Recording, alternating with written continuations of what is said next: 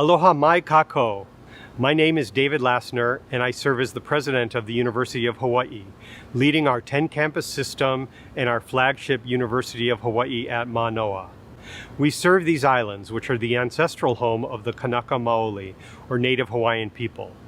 My own ancestry involves centuries of wandering, but I am now privileged to make my home in lush Waiomau within Palolo Valley, in the Ahupua'a of Waikiki, within the Moku of Kona on the island of Oahu. I am personally grateful to this place and her people, both of which have embraced me for over 4 decades. Over 125 years ago, Queen Liliuokalani yielded the Hawaiian Kingdom and these territories under duress and protest to the United States to avoid the bloodshed of her people. And it was nearly 30 years ago that the U.S. government formally apologized for this act, which it has acknowledged as an illegal overthrow. As the only public institution of higher education in Hawaii, the University of Hawaii is strategically clear in our commitment to become a model Indigenous serving institution, committed to the sustainability of Hawaii's people, islands, language, culture, and knowledge. This strategic imperative is named Hawaii Papaokeao, or the Hawaii Foundation of Enlightened Knowledge. So today I welcome you all, and I offer up an invitation to join us in celebrating the University of Hawaii's ongoing contributions to the advancement of Indigenous Hawaiian knowledge. Mahalo. Aloha mai kako. I am Mainette Kapiahiokalani Patakinani Benham, Chancellor of the University of Hawaii West Oahu and co-chair of Hawaii Papaokeao, with Chancellor of Maui College, Dr. Louis Hokoana. Hawaii Papaokeao was established in January 2012 and consists of representatives from all 10 campuses. The purpose of this presidentially appointed committee is to set goals and objectives to address the higher education needs of Native Hawaiians through 3 pathways: leadership development, community engagement, and Hawaiian language and cultural parity. Our discussions focused on how our Native Hawaiian students, faculty, and staff, and their families were managing this challenging time. Committee members shared that folks on their campus were feeling isolated, disconnected, and depressed due to the psychosocial, emotional, and economic impacts of the COVID-19 pandemic. So we asked, what could Hawaii Papaokeao do? And after some discussion led by Tapori Tangaro, representative from Hawaii Community College, we decided that we wanted to address Indigenous well-being through the nourishment that can be found in the abundant talent and knowledge across our campus communities. Hence, the birth of the inaugural Hawaii Papaokeao series, He Ukana Aloha Kā Kīlauea. E nānea kākou I ka ike kupuna I ho'owili ai mai ki kilo mai. Enjoy and be enriched by the wisdom passed down from our kupuna through so many generations to us today. Aloha. No tihi lawe te aloha la hanali oka ke le tamoana la hana holo ma mua holo ma ho pela hana taupono tai hui tamatahani la hana haeo mai ki la hue ala hana taua he ahe ia I taili taila hana hakinu a kauahi I te taila hana no mea e kaui la malaha lola hana waho mai a o taihi vila hana no kamehameha e 5.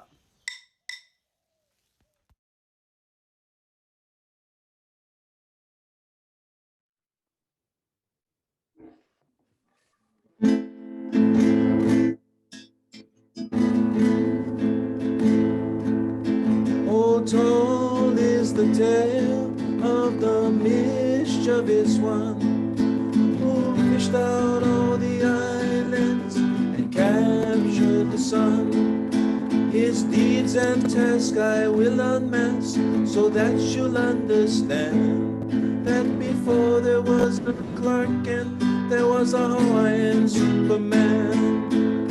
Maui, oh Maui, oh Maui, Hawaiian Superman.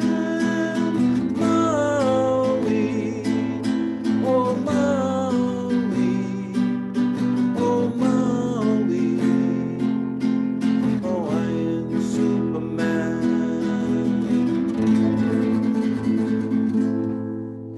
On behalf of Kapi'olani Community College and our Native Hawaiian Council, Aha Kalauanani, mahalo for joining us today. We are truly fortunate to have with us Kumu Donovan Preza here as he presents on Unsung Heroes, Co-Creation in Leadership. Before we begin, a few housekeeping tips. Please use the chat feature below to ask any questions that you may have during the presentation, but be aware that we will have a question and answer session after the presentation where you can raise your hand and we can unmute you. Without any further ado, please join me in Aloha Donovan Preza. Mahalo nui, Joe. Awesome introduction. Thank you very much. Title of my presentation today is Unsung Heroes, Co-Creation and Leadership. And part of what this series, this Kā Kīlauea series is looking at is kind of those people behind the scenes who, play leadership roles. So I'm looking at exploring Hawaiian leadership through the metaphor of foreground and background. And hopefully that'll make sense in a second here.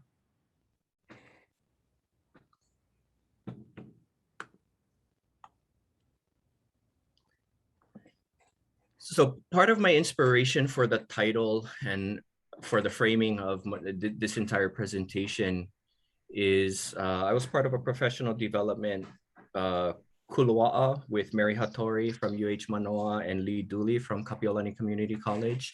And one of their introduction questions asked us, what cultural icon would you be, right? And, my honest default was, of course, Superman, right? But then I thought to myself, man, I can't go Superman. I gotta find a cultural icon here, right?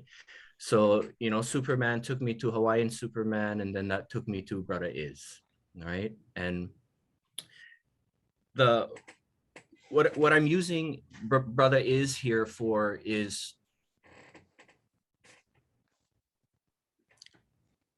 to kind of get at this metaphor of foreground and background, right? So is the cultural icon I chose wasn't Is, it was Israel Kamakawiwo Ole's ukulele, right? And what I was getting at here is this idea that Israel doesn't sing a cappella, right? His ukulele is part of his music creation. He could sing a cappella. He has a beautiful voice, but his music creation process is him and his ukulele, right? And so it's kind of that metaphor there of, when he's playing that thing, right, he literally covers the whole thing. It's in the background. You can't see it, right, because of his size. But the same metaphor, if I were in America, the metaphor would be Jimi Hendrix guitar, right? I'd be Jimi Hendrix guitar, and everybody would understand kind of what I was getting at there, right? So, and this, I remember watching Snowbird Bento do a TED Talk, and part of her TED Talk, she talked about what happens when you tell a story from a sub-character's perspective, right? So what happens when you tell the story from Israel's ukulele's perspective rather than Israel, right? So I guess this metaphor is to give a voice to those voices who are background.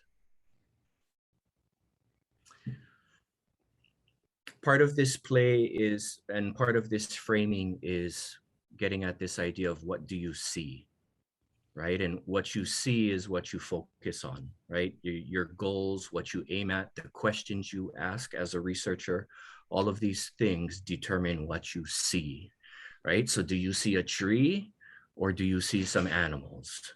Do you see someone playing a musical instrument or do you see a lady or a woman?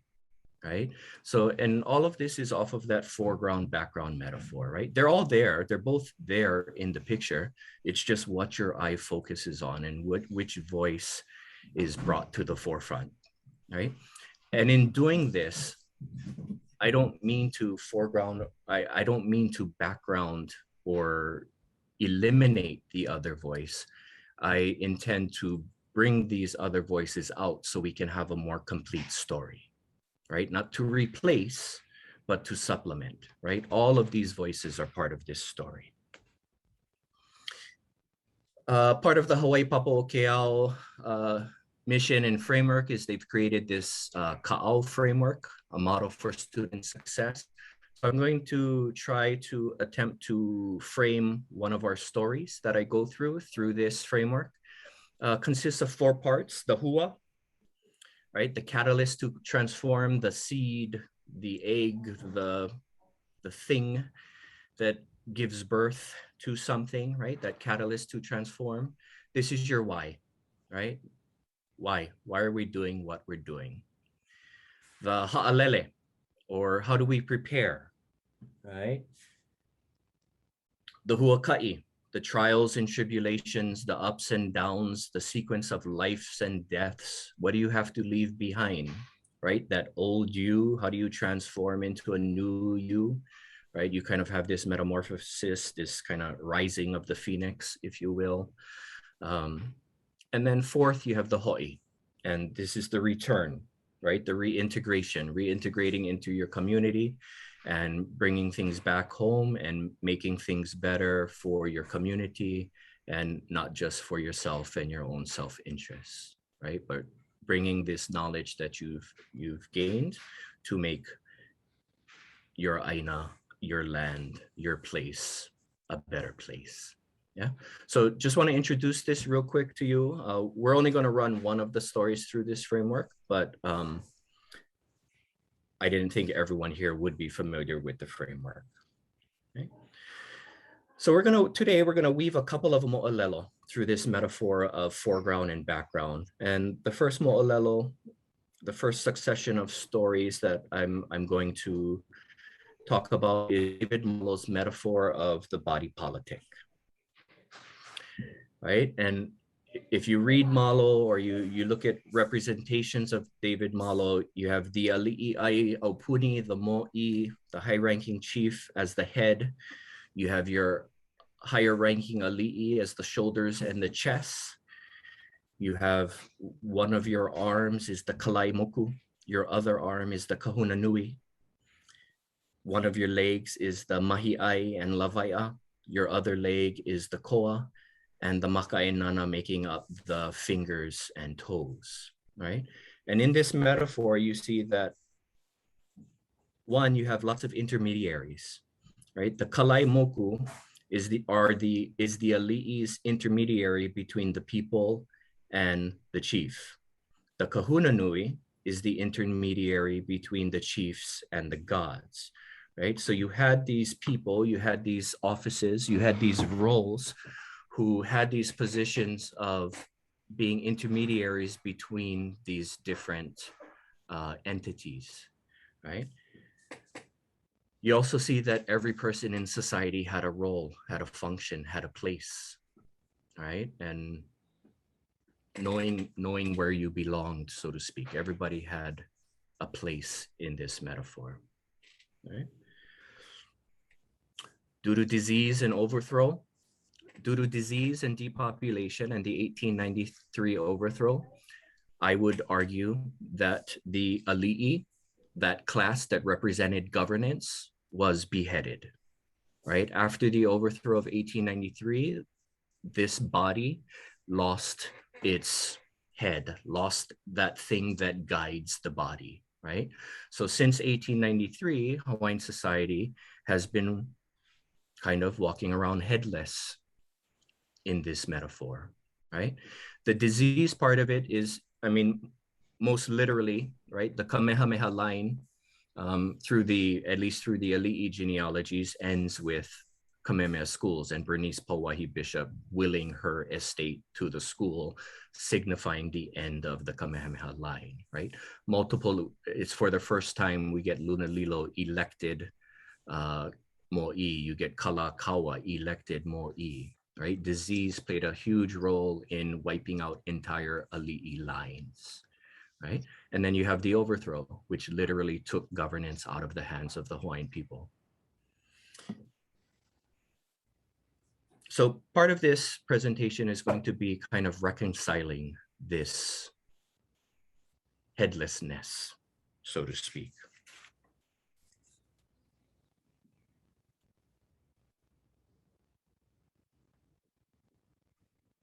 Right? From this, we get, where are our intermediaries today? Right? I hear lots of people talking about, hey, where's our leaders? But hey, where's our kahuna? Where are our specialists? Where are those intermediaries that have this specialized knowledge, right? What is our role and our place? And moving forward, how do we re-embody this metaphor? Or you could also ask, is this metaphor outdated? Is there a new metaphor that now governs Hawaiian society? Second set of stories I'd like to talk about is Kamehameha I and Kikuhaupi'o. And I use this example kind of from this phrase, right? Behind every leader is support staff, right? Like, would Kamehameha be where he's at today without a Kekuhaupi'o in the background, right? And we're gonna read a story that kind of gets at this. And what I'm gonna do now is I'm gonna read a short story from Kamehameha and his warrior Kekuhaupi'o. It's gonna be about 10 minutes of me reading, and I apologize for that on the one hand, but on the other hand, I wanted to give breath to this story that I don't think a lot of people have read, right? And what I'm going to do is, as I'm reading, I'm going to be highlighting this ka'au framework and also highlighting the namea nui, the important things, the morals, the lessons from this story. So we're going to have a lot of things going on. I'm going to be reading, you're going to be listening, you're going to get introduced to 1,000 place names and 1,000 people's names, and it's going to be confusing because you don't have it in front of you. But if you can follow along in the mea nui and the ka'au framework, I like to kind of run this story through that. Right, so this is from the book, Kamehameha and his warrior Kekuhaupi'o. This book was published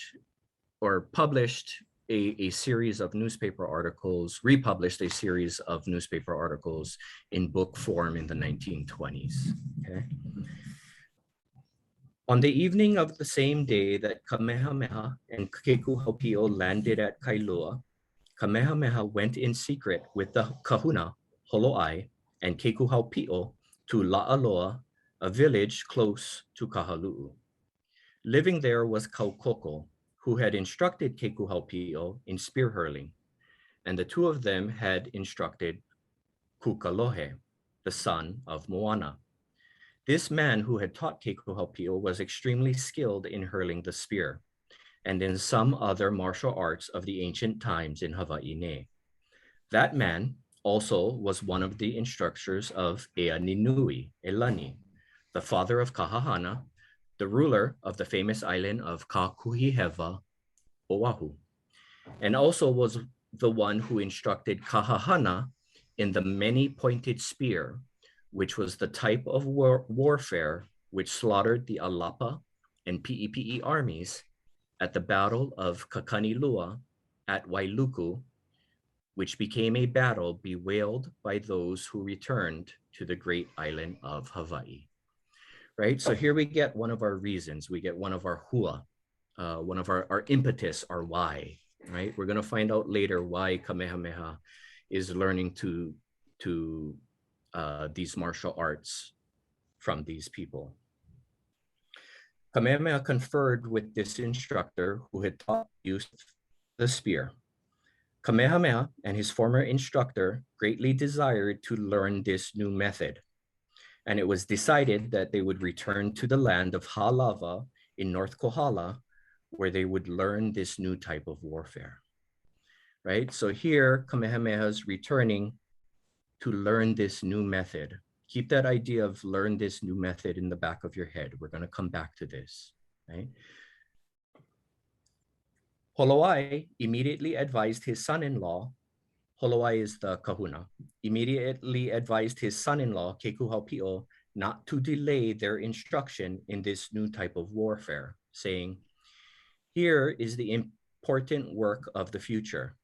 Your chiefly lord is the one who imposed punishment on those Maui people, and the blood of the people whose bones are laid in the sand hills of Wailuku will be avenged." Right? So here we get introduced to the role of the kahuna, right? The advisor, giving Kekuhaupio advice. We also get tuned into the hua, right? Learn the ways of those. For those that haven't read the story before or aren't aware of Hawaiian history, Kalaniʻopuʻu's army went to Maui and basically got annihilated, right? So here you have Kamehameha learning the skills of those people who defeated him on Maui, right? Learning the ways of those with the power to defeat him. When Kekuhaupio heard his father-in-law's advice, he quickly turned and spoke to his chiefly foster son, Kamehameha, his pupil whom he had taught to thrust the spear. "Ea e Kalaniʻe, perhaps the Heavenly One should bestir himself for the journey to learn warfare. When the imu is hot, is the time to bake the food. Here is our instructor in the many-pointed spear, who will also teach you the hu'ua ma'a, sling. When we are prepared, the day of battle will arrive, and following the guidance of the war god of your ancestors, then we shall surf on the long wave. On this very night, Heavenly One, we shall proceed, returning to the land of your birth, nor will there be any suspicion about our journey in the night." Kekuhaupio's words seemed good to Kamehameha, and they began the journey to Kohala on that night, accompanied by Kaukoko, the instructor in fighting, with the staff, and who was greatly skilled in thrusting the many-pointed spear. Kamehameha left word with Holowai to inform his Makuakane Mo'i that he was returning to his birthplace, to the land which had been given him, to see his people, and to prepare them for the great work which Kalaniʻopuʻu desired in the future. Right? And here we see the hua, right? One of the reasons. Why is Kamehameha returning home? He's returning home to prepare. He's returning home because he's serving his haku. He's serving his chief, right? I like this story because it shows Kamehameha in the subordinate position, right? We think of Kamehameha as the Napoleon of the Pacific, as this great warrior and this great conqueror. Here you see Kamehameha in the role as servant, right? And here you see him acknowledging that servitude. Go to Kalaniʻopuʻu and tell him, I am preparing. I am going home to help prepare, to help win you the war, right? So here you see Kamehameha, right? He's a good listener. He listens to his intermediaries. He's also shows this quality of service, right? Hierarchy. He knows his place. He's not the big chief right now. He's under. He knows how to follow, right? You want to be a good leader, you got to know how to follow. Kamehameha's great double canoe and his paddlers were ready, and on this night he boarded, followed by his instructor, Kekuhaupio. In the morning, they arrived at a place called Kukuipahu, a place perhaps at North Kohala, a canoe landing for the chiefs of ancient times. They paddled, assisted by the sail, and the early morning landing of this chiefly canoe caused a sensation to the people of that proud land. The shore was filled with the people of Kamehameha's land when it was heard that this was the canoe of their beloved chief. The people wailed in greeting, but also because of the disappearance of some chiefly descendants of Kohala who had left their bones in the unfamiliar land of Maui. During this stay, Kamehameha learned the method of fighting with the many-pointed spear, and Kekuhaupio learned with him. And it was said that in their instruction by Kaukoko, Kekuhaupio's progress was greater, but he thought it was not well for his chief to fall behind him, right? And here we have the kuaka'i, the trials and tribulations, right? We have the literal reference to the literal death of all of these warriors in Maui. And now we're going to see these trials and tribulations with the eagle, right? Kekuhaupio does not want to show up his chief, so he pulls back, right? However, when Kamehameha recognized Kekuhaupio's progress and that Kekuhaupio was slackening his efforts, he said to him, "Ea, it is not good for you to slacken in learning this type of fighting, because your preparedness in this new type of fighting is for our benefit. I will not lack for your instruction in this new knowledge. If my readiness is not comparable with yours, you must try in every way to gain this knowledge." Right? And here you see this humility, right? Kamehameha doesn't have to be the smartest one in the room, but he realizes he needs smart people, people versed in these different skills in order to succeed. This exhibited the broad-mindedness of this famous kingdom conqueror of Hawaii. He understood that if Kekuhaupio was truly prepared, it would be a benefit to him also. It is true that Kamehameha thought thus, and in the time when the dispute grew between him and his Hoahanau, Chief Kivala'o, and the umbilical cord of the Hoahanau was cut, Kekuhaupio, this famous warrior of Ke'e o Lalolilo'e, demonstrated his remarkable abilities. When we come to the famous Battle of Moku'ohai, we shall understand the genuine fearlessness of this famous warrior of the time of Kamehameha. The warrior who, for his Ailolo ceremony, ate the eye of the Niuhi shark of the wide ocean. Kekuhaupio stayed some days at Kohala until the lessons of this new type of fighting of the Oahu people became thoroughly familiar to him, right? And for this, I think it's important because here you have Kamehameha learning from quote unquote the outside, right? Oahu is a separate island kingdom. He wasn't so proud that he said, nope, this is how Hawaii Island chiefs fight. This is how we're going to do it. He went and learned the skill that the Alapa armies were defeated by in Maui, right? He learned from the Oahu chiefs, this new type of fighting of the Oahu people, right? And this is where I use the term traditioned innovator, right? Where I think where Kamehameha has this brilliant skill of keeping one foot grounded in the past, but still moving forward in the present to negotiate the new things that come his way.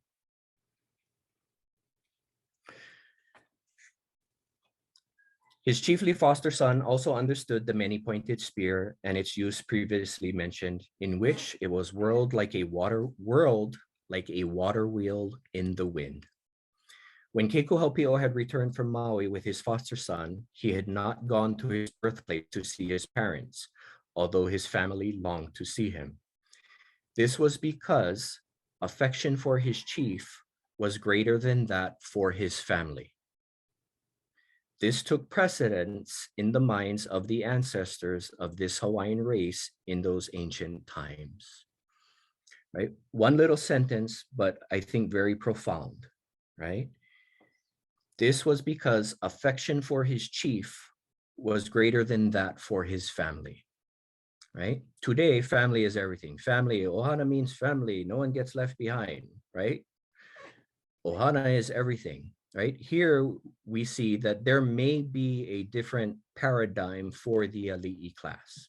right? That may be true for the Makainana class, but for the Ali'i class, affection for his chief, serving your chief, was a higher priority than your own family, right? And if you think about this in terms of adoption and hanai and all of these other things, it kind of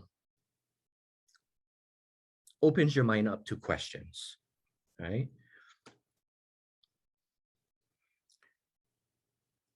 However, after the passage of several Anahulu periods in the proud land of North Kohala, Kekuhaupio thought of returning to his own place at Ke'e, na Po'opo'o, and he spoke to his chief. E Kalani e, there is love for my precious parents and the family, whereas we have our teacher who is instructing us in new ways so that the skin may not be injured by the barbed spear. I shall leave our teacher to you, O Heavenly One. If this thought of mine is agreeable to you, my Lord, I shall return to see the faces of the parents, right? So Kekuhaupio goes home.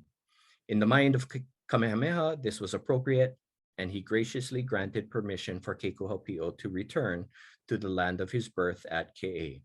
Kamehameha stayed to learn these new martial arts and to perfect himself in them.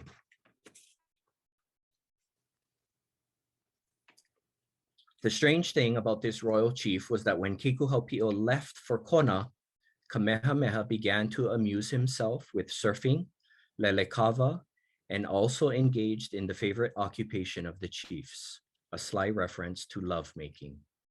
He slackened off in the learning of the uses of the spear, and Kaukoko was unable to call this high chief to his lessons, right? And here we see the importance of intermediaries, right? Kamehameha didn't respect Kaukoko enough to be called back to his practices, right? And this was the job of the intermediaries. This was the job of Kekuhaupio. This was the job of the kahuna. This was the job of those who had relationships with that person, right? Kaukoko was unable to call this high chief to his lessons. Kamehameha became totally engaged in pleasures, followed by his people.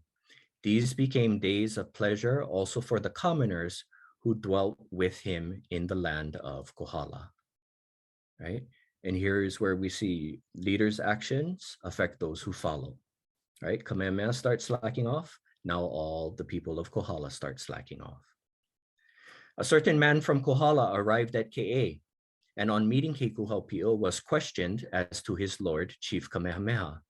The man replied frankly, when you left your chief, he engaged in the pleasures of surfing and lelekava, and also in the famous favorite occupation of our chiefs. And when he began to engage in these pleasures, he was followed by his common people. Pleasure is the work at Kohala these days, and the farms are abandoned and weeds growing in them. If the young chief continues thus, famine will come to the land and to us. All right. Then I'm going to just shortly read into the next story. Kekuhaupio rebukes Kamehameha and prepares for war. Right? And this is part of that huakai, right? Who will help? Who's going to help Kamehameha? He's not taking lessons from Kaukoko. So now Kekuhaupio comes in. When Kekuhaupio heard those words from that Kohala man, he immediately prepared to leave his family in Ke'e and go to Kohala, since he cherished his lord. When he arrived in Kohala, he went to Kamehameha's house and inquired for him. He was told that the young chief and his companions in pleasure had gone to enjoy themselves with lelekava and in surfing. When Kekuhaupio heard these words from some of Kamehameha's men, he sought his foster son at the lelekava place. When that chief was informed that his instructor was seeking him, he quickly left the leaping place. He joined his instructor, who, without delay or uncertainty, spoke. E kalani e, cease your activity, my lord. This is not the activity which will gain you the island. Return to your war maneuvers, care for the little man and the big man, for this that you are now doing has no future, my lord. Right? So here we see Kekuhaupio kind of breaking rank here, right?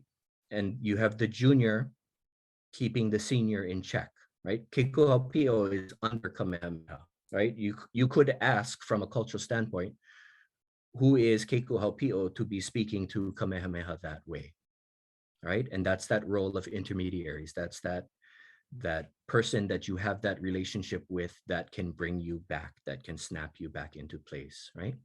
Kekuhaupio also brings this back to the why, right? The hua. My lord, this is not the activity which will gain you the island. You are here in Kohala to prepare for war, to serve Kalaniʻopuʻu. What you are doing now is not that, right? So we're coming back to the hua, we're coming back to the why, the reason. Why are we here in Kohala?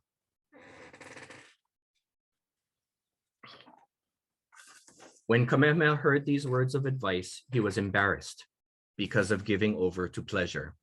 He good-naturedly agreed and returned with Kekuhaupio to his house at Halawa. This shows the importance Kamehameha placed on the advice of his famous warrior of Ke'e o Lalolilo'e. Those good words by Kekuhaupio did not cause anger in Kamehameha, although Kekuhaupio might have been thought somewhat disrespectful in his speech. It is truly understood that Kamehameha's heedfulness was the basis of his future victories when this archipelago became united under his rule, right? So here you see Kamehameha, the listener, right? Heeding the advice of his intermediaries, of his advisors, of a Kekuhaupio, right? And there we get the ho'i, right? We get Kamehameha returning to service, Kamehameha returning to serving the ali'i ranks, right? Stop engaging in the pleasure and the le'a and those things. You as an ali'i have an obligation, have a servitude, right?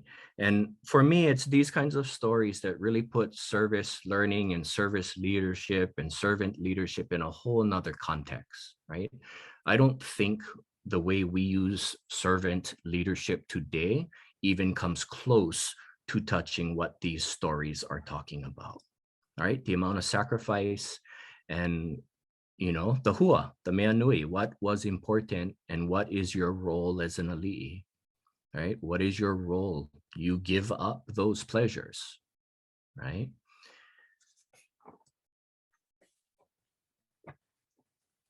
So mahalo, end of reading. Hope that wasn't too painful, but I wanted to give that story the breath of, you know, breath and life in that way. My third example here of weaving mo'olelo through the metaphor of foreground and background is Kamehameha III. And this may seem like an untraditional choice because Kamehameha III is a mo'i, but arguably he's a mo'i that has been backgrounded rather than foregrounded, right? And we'll take a look at a couple of examples of that. First example is the 1840 Constitution, right? So Kamehameha is one of those mo'i who has a very long reign, 30 plus years, right? I joke with my students, in 8 years, Kamehameha III got Hawaii recognized as an independent country. That means Hawaii would have a seat in the United Nations. If there were a United Nations in 1843, Hawaii had a seat. He voluntarily transformed Hawaii from an absolute monarchy to a constitutional monarchy without revolution from the people, right? He voluntarily gave up his absolute power and spread his power out and gave power to the people in the 1840 Constitution, right? I would like to see a president today do that. You know what?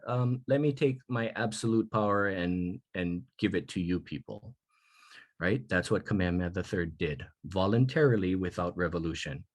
There was no guillotine, there was no off with his head, there was no revolution by the people, right? So when you foreground the 1840 Constitution as being a Western thing, or, oh, that sounds Western, oh, there's a lot of Christian values in there. Undoubtedly, yes, that's part of the story.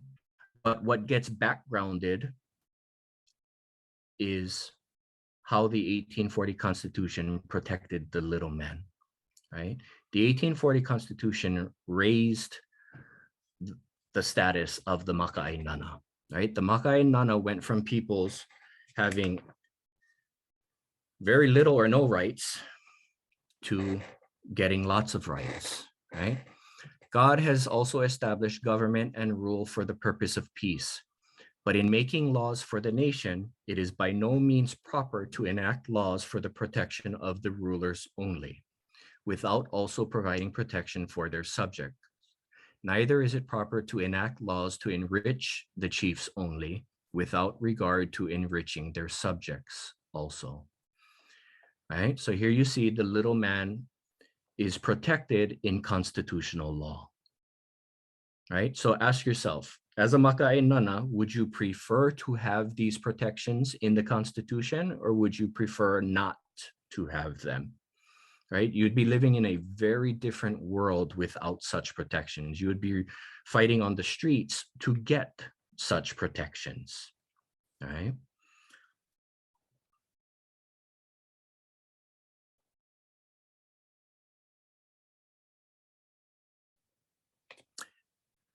Protection. From the 1840 Constitution, protection is hereby secured to the persons of all the people, together with their lands, their building lots, and all their property, right? So here you have the protection of the body, protection of land or real property, and protection of personal property. Prior to the 1840 Constitution, the Maka'ai Nana did not have rights to private, to real or personal property. All right, think about that. You did not have rights to real property or personal property. Your personal property was subject to this relationship with the chief. If you were a feather gatherer, if you were one who collected feathers, then come makahiki and come tax time, your personal property, your feathers, were the purview of the chief. You got your land in relationship to that chief, right? 1840, that changes. Now 1840 says, chiefs, you can no longer take the Maka'ai Nana's stuff, right?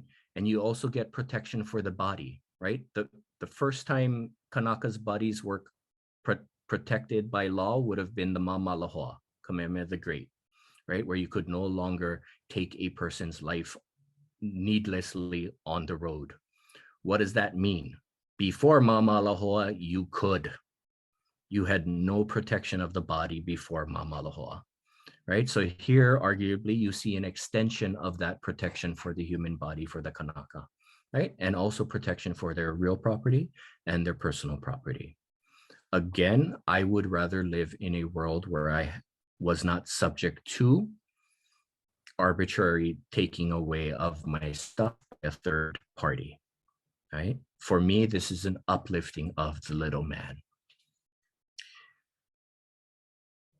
But we've had good reason, right, to privilege the voice of the people, right? Hawaii story, Hawaii's queen. To have ignored or disregarded so general a request, I must have been deaf to the voice of the people, which tradition tells us is the voice of God. No true Hawaiian chief would have done other than to promise a consideration of their wishes. If you look at just that quote, it makes sense why we have privileged foregrounded the Maka'ai Nana voice, right? But this also sits in a context, right? The right to grant a constitution to the nation has been, since the very first one, granted a prerogative of the Hawaiian sovereigns. The Constitution of 1840 was drawn at Lahaina by a council aided by missionary graduates, but promulgated by the king without any appeal to other authority, right? And I think this is where we need to understand the difference between a monarchy and a republic form of government, right?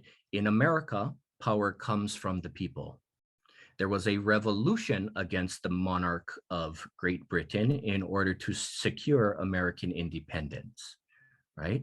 In Hawaii, we came from a monarchy, and that governance and those rights and those things were granted voluntarily by a monarch, right? Two very different places and two very different sources of power, right? But those genealogies play out in how you interpret history and how you see things, right? When I think Europeans have a much easier time understanding this kind of servitude relationship because they understand that kind of monarchical kind of view. For Americans, it's very difficult to place yourself under someone because it's power of the people. You are only above me because I voted you in.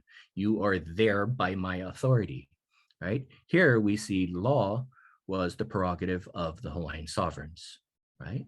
And then in the 1840 Constitution, Kamehameha III gives the Maka'ainana a voice in law, and the House of Representatives is created, and they get a voice in the creation of law, right? All of these gifts, all of these gems get backgrounded when you just generalize the 1840 Constitution away as a Western innovation, right?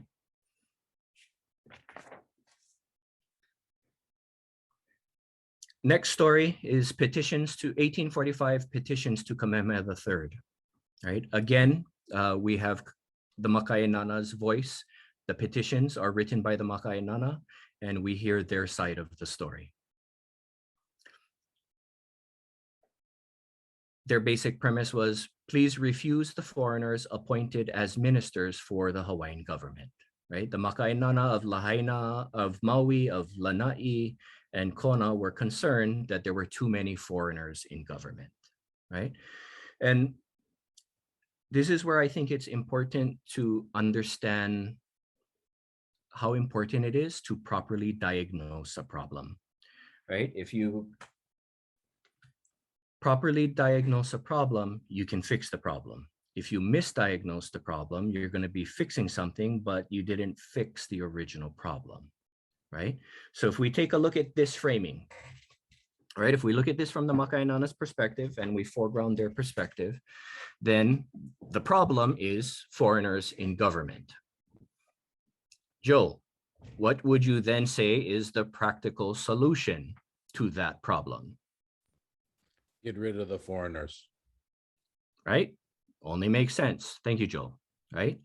If you frame the problem as the foreigners are in government are the problem, then the solution is get rid of the foreigners. Right?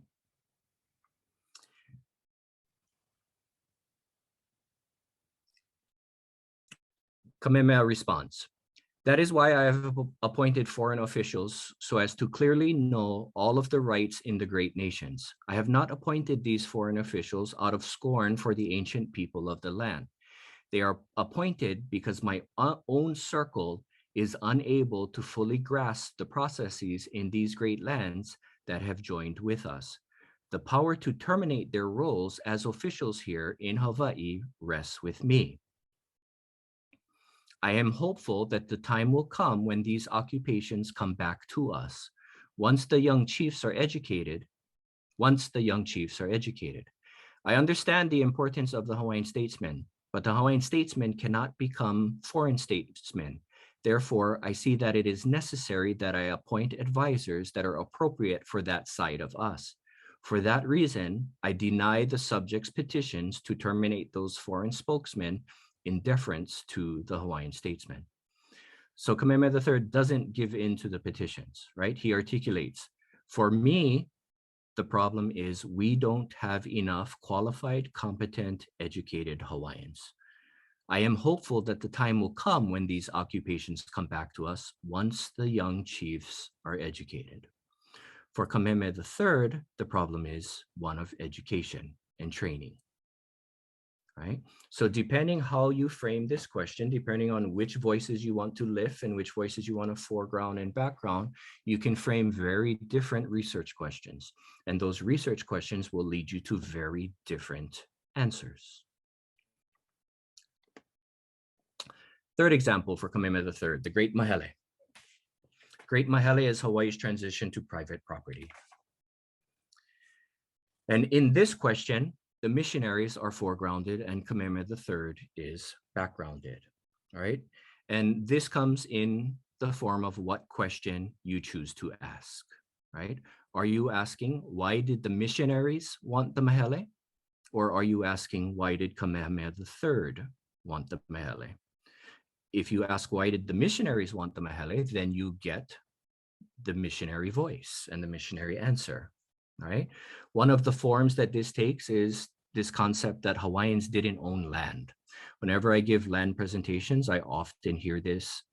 And to be quite honest, it kind of drives me crazy. And it drives me crazy because I enjoy nuance, and this generalization gets rid of all the nuance, right? So I'd like to take a look at this idea of ownership of land from the concept of exclusion, which is normally associated with Western ideas of private property, right? Hawaiians didn't exclude others from land. We shared our land, and we had a communal, and all of these kinds of narratives, right? Story of Umi in Ruling Chiefs. Taboo sticks were placed outside of the enclosure to mark the boundary beyond which commoners were not allowed to go, right? Hawaiian had exclusion. Kapu sticks. You pass the kapu sticks, you die, right? This story of Umi, Liloa. Umi goes and jumps on Liloa's, passes all the kapu sticks, jumps on his dad's lap, and the executioners are about to kill him until Liloa says, wait, who are you? I'm your son. And he's spared, right? But here you see this idea of exclusion, boundary markers, taboo sticks. Also from the story of Umi. Akahia Kuleana, Umi's mother, said it was not wise for Umi to live with his parents. It was not safe to live within the boundary of Hamakua. And it was better to go to the district of Hilo, as it was a different district. And Hakau, his brother who was trying to kill him, had no jurisdiction there. Go to Hilo, because your brother, that's not your brother's hood. He don't got any jurisdiction there, right? Boundaries. Liloa's advice to Umi: take care of the god and take care of the big man, the little man, and the fatherless, right? Arguably, this is what all these stories have been showing, right? Kamehameha III taking care of the little man, right? This lesson from time immemorial, in my eyes, playing through in these different ways, right? Another example of the pu'uhonua, or of Hawaiian exclusion, the pu'uhonua, right?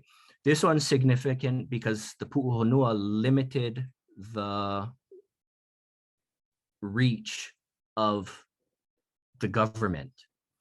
The government could not touch you if you were in the pu'uhonua, right?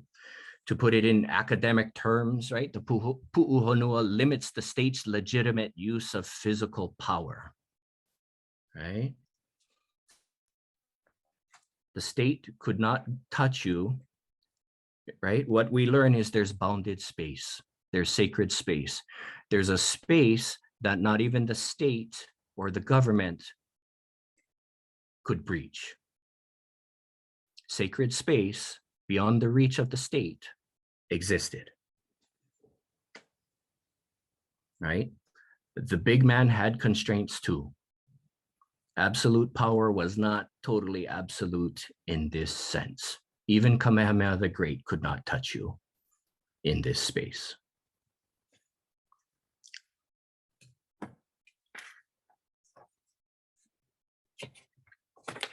Just a couple more slides, Joe, we're almost done.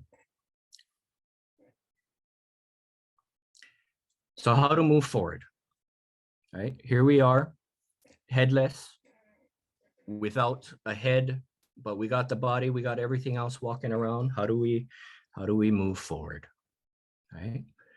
How do we re-embody? How do we put the head back on this metaphor, right? And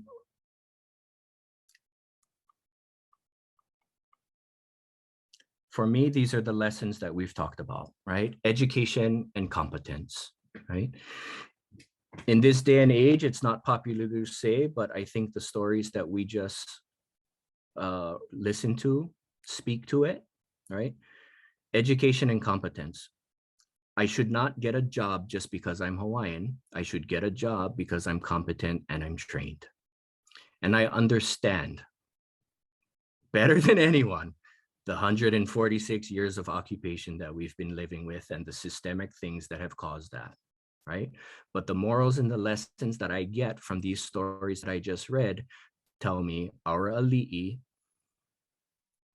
encouraged education, encouraged competence. They needed competent people around them. Kamehameha needed Kekuhaupio to learn that new skill of spear throwing, right? Also serving and lifting up those beneath you, right? Taking care of the little man, not just enriching yourself and making your friends rich, but taking care of all the people, making decisions that take care of all the people. Listening, humility. Kamehameha III had the humility to listen to Kekuhaupio. He could have, because of his rank, basically put him in his place and said, shut up. But he listened, right? He lohe, right? Accountability, right? Our chiefs were not fortunate sons, right? They didn't send the Makai Nana off to battle. They were on the front lines in the battle themselves. That accountability of leadership means if they didn't learn something, they died, right? For those of us who exist in the ivory towers and have no accountability in that real world sense, right? Where we're just playing with ideas, right? There's no real world ramifications, no real world accountability. That's a very different kind of thing than the kind of accountability our ali'i had. If they made a bad decision, people died. That's very different than if I make a bad decision, I got to change some content in my syllabus, right? Everyone has a place, right? Not everybody has to be a chief. You can be a kahuna, you can be a fisherman, you can be a koa. Everybody has a place in this metaphor. We are missing the ali'i. We are missing that governance factor. We are missing since 1893, right? But everyone has a place. Not everybody has to be an ali'i, right? Not everybody has to be a chief. Where are our kahuna? Where are our specialists, right? Where are those who are trained? Right, and tradition to innovator. I would argue Kamehameha I was a tradition to innovator, Kamehameha III, tradition to innovator, all of these guys making decisions for the context of their time, 1 foot in tradition, 1 foot in the changing world. Circling back, borrowing these quotes or connecting these quotes to Nalani Balutsky's presentation a couple weeks ago. She quoted Navahi, right? So this is Navahi writing 46 years later after that petition. But just as I have said, there is but one alternative left for us saving our country, and that is to have Hawaiian youths educated abroad. All right, so this is where I ask, what's the real question, right? What's the problem? Is the problem foreigners in governance, or is the problem educated youth? Because 46 years later, Navahi is still talking about we don't have educated youth. We got to send them abroad. We got to get them educated. 176 years later, are we waiting for Superman? Right, and this is a play on that title to that documentary also, right? I am hopeful that the time will come when these occupations come back to us once the young chiefs are educated, right? So for me, this is back to the important thing. If you improperly diagnose the problem, you're not going to fix it. Kamehameha in 1845 presented us with a problem. Our chiefs and our people are not educated. Navahi, 46 years later, reiterated that same problem. In 2021, have we fixed that problem?